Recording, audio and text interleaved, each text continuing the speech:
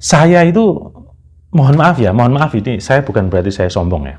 Saya itu merasa, saya itu, apa ya, cita-cita saya waktu kecil itu Presiden Republik Indonesia, itu cita-cita saya. Ya, lo bisa lihatlah dari look-nya, dari wajahnya kan, pantas lah gitu kan, saya jadi Presiden Republik Indonesia gitu kan.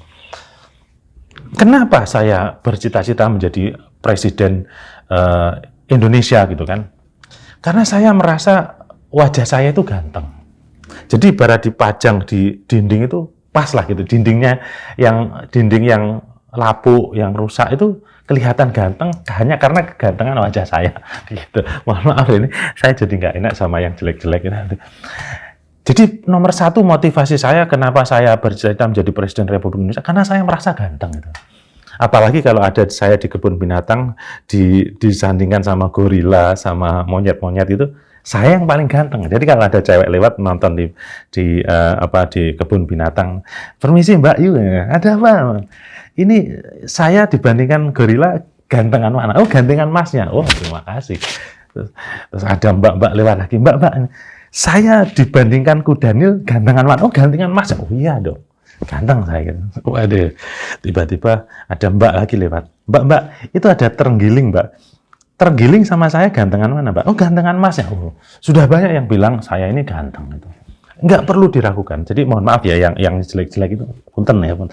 Ya. Itu yang pertama. Jadi karena saya ganteng. Yang kedua karena saya ini orangnya berkarisma gitu. Saya ini berkarisma. Pernah suatu saat saya studi tour waktu SMA gitu. SMA saya studi di kota besar lah, di Surabaya gitu. Ketika saya ngomong, itu semua lukisan tuh diem semua. Terutama lukisan Mona Lisa di galeri diem semua. Jadi misalkan ada lukisan petani, itu diem. Petani lah nggak bergerak.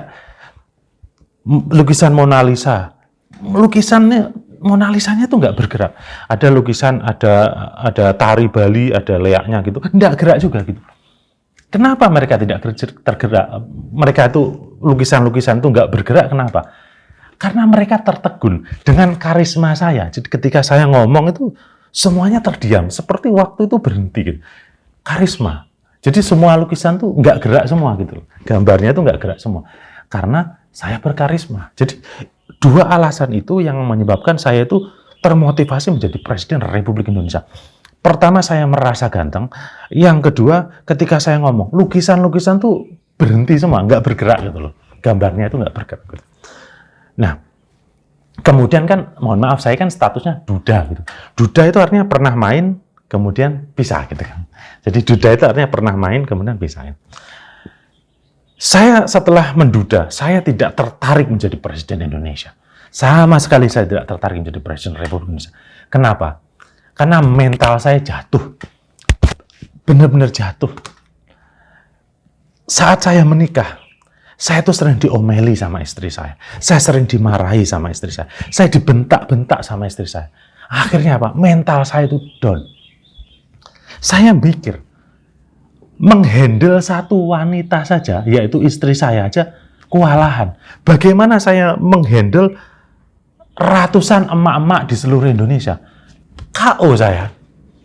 Sejak saat itu saya mulai berpikir, udah, cita-cita saya menjadi Presiden Republik Indonesia, saya berhenti sampai di sini. Saya tidak akan lagi mau menjadi Presiden Republik Indonesia. Kenapa? Karena saya down. Dibikin down mental saya sama mantan istri saya. Meskipun banyak orang yang bilang, kamu kan ganteng dibandingkan monyet. Terima kasih, Pak. Kamu kan ganteng dibandingkan Kudanil. Terima kasih, Pak.